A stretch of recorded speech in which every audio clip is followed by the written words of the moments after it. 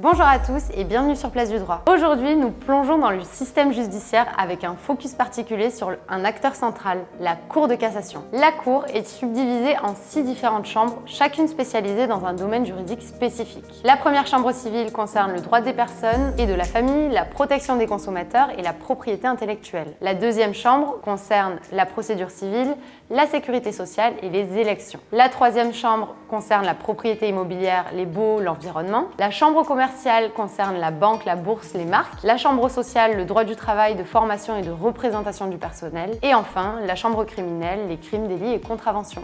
Ces chambres sont constituées de juges hautement qualifiés, appelés magistrats, qui sont chargés de revoir les décisions des cours inférieures. Le président de la Cour de cassation joue un rôle central dans la gestion et la représentation de la Cour. Responsable de la supervision des chambres, il veille à ce que les procédures judiciaires soient menées avec efficacité et impartialité. Le président influence également l'interprétation des lois en supervisant la rédaction des arrêts et en orientant les débats juridiques au sein de la Cour.